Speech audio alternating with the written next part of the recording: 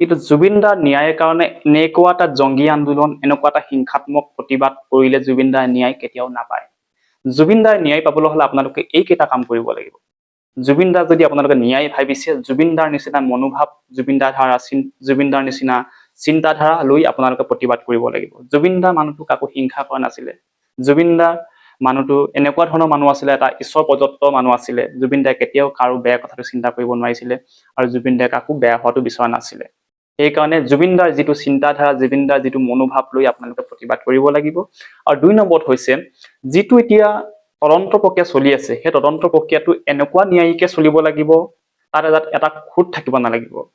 যিটো যে এতিয়া তদন্ত যদি ইনভেষ্টিগেশ্যন চলি আছে, সেই ইনভেষ্টিগেশ্যনটো টাইম দিব লাগিব। কাৰণ জুবিন দাৰ কেছটো মানে বহুত আওপুকীয়া হয়, পোনপটীয়া নহয়। কাৰণ জুবিন দাৰ কোনো মাৰ্ডাৰ কৰা দেখা নাই, কোনো প্ৰয়োজন দিয়া দেখা নাই, মানে কোনো দেখা নাই। সেই কেছটো এনেকুৱা এটা নিখুঁতভাৱে এনেকুৱা এটা তদন্ত কৰিব লাগিব যাতে যিকেইটা অপৰাধী যাতে বাচিবৰ কাৰণে সুৰুঙা নাপায়। আৰু ৩ নম্বৰত হৈছে, যিমানখিনি মানুহ ছিংগাপুৰত জুবিন দাৰ লগত ওতঃপ্ৰোতভাৱে জড়িত আছিলে, নাওতে হওক, ফেষ্টিভেলতে হওক, এই গোটেইখিনি মানুহ, প্ৰত্যেকজন মানুহৰ ষ্টেটমেণ্ট এনেকুৱা এটা নিখুঁতভাৱে ল'ব লাগিব মানে যাতে অপৰাধীয়ে কেতিয়াও বাচি যাবলৈ সুৰুঙা নাপায়। আজি এই ভিডিঅ'টোত অকল জুবিন দাৰ কথা পাতিম। জুবিন দাৰ ন্যায় বিচাৰি সকলো মানুহ ৰাজপথত আহি গৈছে, প্ৰতিবাদ কৰিছে, আন্দোলন কৰিছে। কিন্তু প্ৰতিবাদো কৰক, প্ৰতিবাদ আন্দোলন চব কৰি থাকক, কিন্তু হিংসাত্মকভাৱে নহয়। জুবিন দাৰ মানুহজন যেনেকুৱা আছিলে তেনেকুৱাভাৱে কাম কৰিব লাগিব। জুবিন দাৰ মানুহজন কাকো অশান্তি কৰা নাছিলে, কাকো হিংসা কৰা নাছিলে, কাকো ধ্বংস কৰা চিন্তাধাৰা নাছিলে। জুবিন দাৰ মানুহজন এনেকুৱা এজন সৰল মানুহ, কাকো বেয়া হোৱাটো চিন্তা কৰিব নোৱাৰিছিলে। আমি জুবিন দাৰ নিচিনা হৈ প্ৰতিবাদ কৰিব লাগিব, হিংসাত্মকভাৱে নহয়, সৰলতাভাৱে যদি আমি ডিছকাশ্যন কৰোঁ, ডাঙৰ ওপৰৰ মানুহৰ লগত কথা পাতোঁ, জুবিন দাৰ ন্যায় আমাক খুব সোনকালে লাগে। কিন্তু জুবিন দাৰ যদি ন্যায় সোনকালে বিচাৰে, কিন্তু অপৰাধীক কেতিয়াও আপোনালোকে শাস্তি দিব নোৱাৰে। কাৰণ এই চিষ্টেমটো এনেকুৱা ধৰণৰ চিষ্টেম হয়, আপোনালোকে জুবিন দাৰ কেছটো মানে অলপ জটিল হয়। জুবিন দা ছিংগাপুৰত আছিলে, জুবিন দা ছিংগাপুৰত থাকোঁতে আমি কোনো দেখা নাই। জুবিন দা কেনেকে মাৰ্ডাৰ হৈছে, কেনেকে কি হ'ল, সেইখন এখন বেলেগ এখন দেশ, তাত বা কি প্ৰক্ৰিয়াত ইনভেষ্টিগেশ্যন চলিছে আমি এতিয়ালৈকে গম পোৱা নাই। সেইকাৰণে কৈছো, জুবিন দাৰ যদি ন্যায় লাগে, জুবিন দাৰ ন্যায় পাবলৈ হ'লে অলপ টাইম দিব লাগিব। কাৰণ যিমান সোনকালে দিয়ে, কিন্তু সোনকালে যদি আপোনালোকক যদি তদন্ত দিয়ে বা আদালতত চাৰ্জশ্বিট যদি জমা দিয়ে, কিন্তু জুবিন দাৰ ন্যায় কেতিয়াও নাপায়। চাৰ্জশ্বিট বস্তুখন এনেকুৱা এখন বস্তু, শ্যাম কানু মহন্তৰ যিটো ষ্টেটমেণ্ট, তেখেতে নিজে ক'বও পাৰে মই মাৰ্ডাৰ কৰিছো, তাত লিখি দিছে ষ্টেটমেণ্টত শ্যাম কানু মহন্তই মাৰ্ডাৰ কৰিছে, সিদ্ধাৰ্থ শৰ্মাই মাৰ্ডাৰ কৰিছে। কিন্তু সিদ্ধাৰ্থ শৰ্মা হওক, শেখৰ হওক, শ্যাম কানু মহন্ত সেইটো নিজে কৈছে মাৰ্ডাৰ কৰিছো বুলি। তাত লিখিলেই নহব, কিন্তু প্ৰুফ লাগিব। সেই প্ৰুফটো বিচাৰিবলৈ যদি যায়, অলপ টাইম দিব লাগিব। কাৰণ তাত যিমানখিনি মানুহ ওতঃপ্ৰোতভাৱে জড়িত আছিলে, ছিংগাপুৰত যিটো ফেষ্টিভেল লগত যিখিনি মানুহ জড়িত হৈ আছিলে, নাওখনত কোন মানুহ আছিলে, সেই গোটেইখিনি মানুহৰ ষ্টেটমেণ্টটো এনেকুৱা এটা নিখুঁতভাৱে ল'ব লাগিব যাতে অপৰাধীয়ে সেই 10টা ৰাস্তা আছে, সেই 10টা ৰাস্তা যাতে এটাও সুৰুঙা নাথাকে।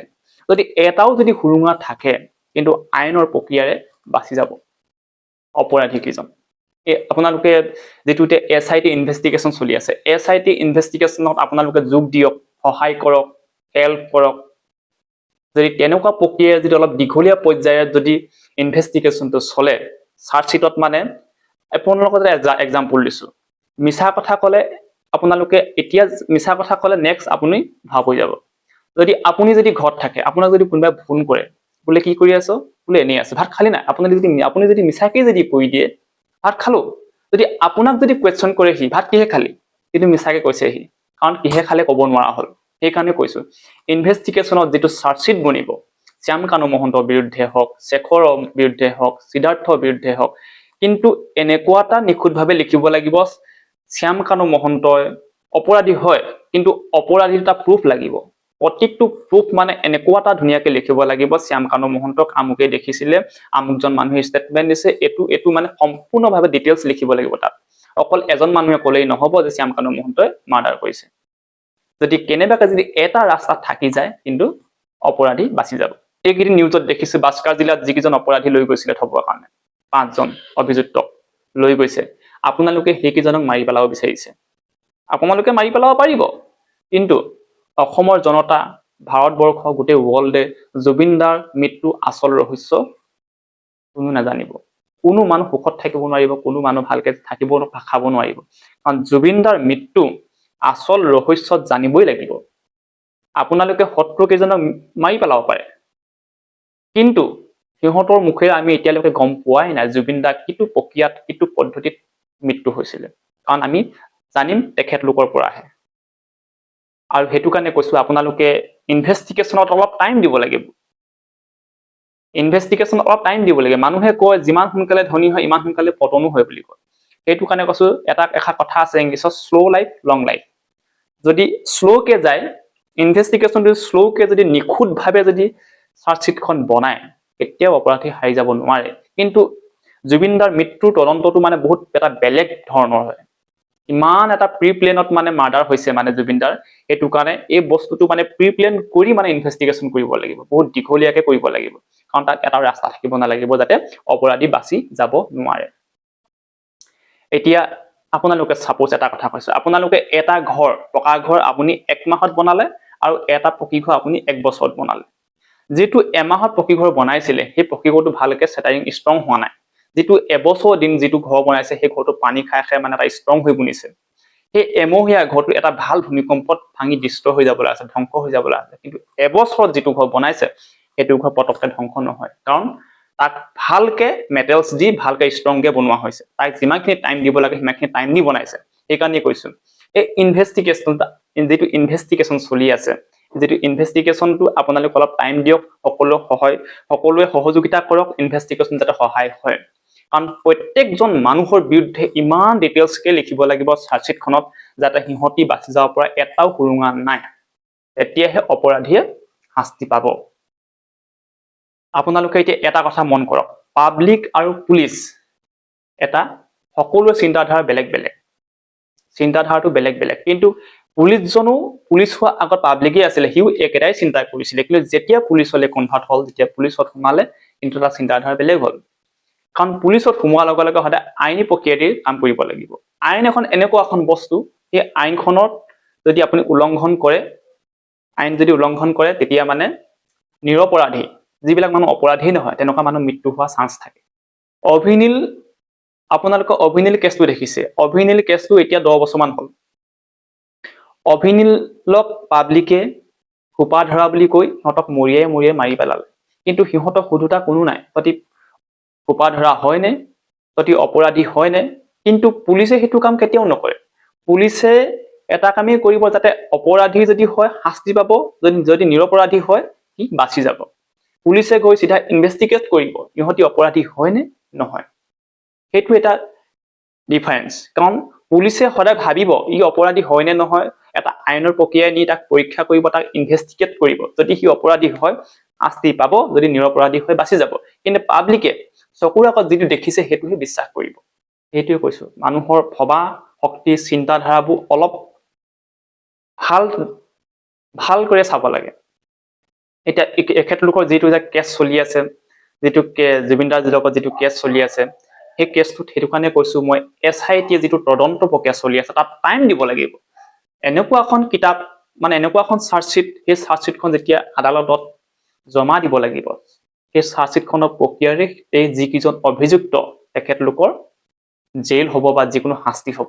যদি সেই চাৰ্জশ্বিটখন যদি বনোৱা যদি খেলি মেলি হৈছে বা কিবা তদন্ত কিবা খুঁত থাকি গৈছে, কিন্তু 10টা ৰাস্তা আছে, 9টা বন্ধ আছে, কিন্তু এটা ৰাস্তা খোলা থাকিলে, কাৰণ চাৰ্জশ্বিটখন বনোৱা অলপ খেলি মেলি হ'ল, এতিয়া অপৰাধী সেইটো ৰাস্তাইদি সুৰুঙা ল'ব।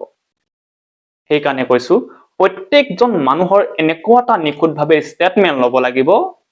ছিংগাপুৰত থকা আমাৰ আছাম এছ'চিয়েশ্যনৰ যিখিনি প্ৰবাসী আছে, তাত সেই ছিংগাপুৰত যিখিনি আমাৰ অসমৰ মানুহ আছে, সেই মানুহখিনি যিখিনি জুবিন দাৰ লগত জড়িত হৈ আছিলে, প্ৰত্যেকজন মানুহৰ এনেকুৱা এটা ধুনীয়াকে নিখুঁতভাৱে ষ্টেটমেন্ট ল'ব লাগিব। তেখেতলোকৰ ধুনীয়াকে মানে একদম চাৰ্জশ্বিটখন বনাব লাগিব, তেতিয়াহে জুবিন দাৰ ন্যায় পাব। কিন্তু আপোনালোকে তেখেতলোকক মাৰি পেলালো, কিন্তু জুবিন দাৰ আচল ৰহস্য আমি গম নাপাম। সেইকাৰণে কৈছো আপোনালোকে শান্তিপূৰ্ণভাৱে সমদলভাৱে ৰাস্তাত ওলাই আহক, প্ৰতিবাদ কৰক, কিন্তু শান্তিপূৰ্ণভাৱে।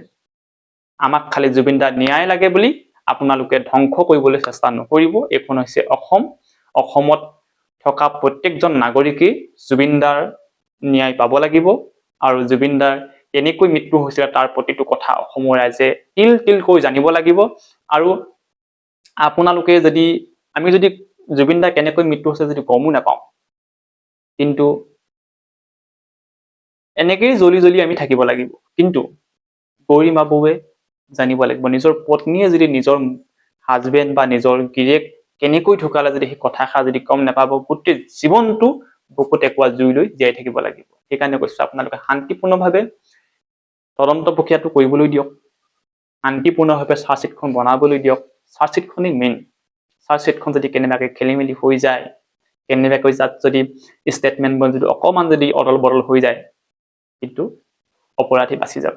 সেইকাৰণে কৈছো প্ৰত্যেকজন ব্যক্তিৰ বিষয়ে যিকেইজন অপৰাধী, যিকেইজন একিউজ এতিয়া অলৰেডি ইন লকআপত আছে, জেইলত আছে, সেইকেইজনৰ বিষয়ে এনেকুৱা এটা ডেছক্ৰিপশ্যনত লিখিব লাগিব, ইমান ধুনীয়াকৈ নিখুঁতভাৱে লিখিব লাগিব, যাতে শ্যাম কানু মহন্ত হওক, সিদ্ধাৰ্থ হওক, প্ৰত্যেকজনৰ বিষয়ে ইমান ধুনীয়াকৈ লিখিব লাগিব, তেতিয়াহে তেখেতলোক এতিয়াও বাচি যাব নোৱাৰিব।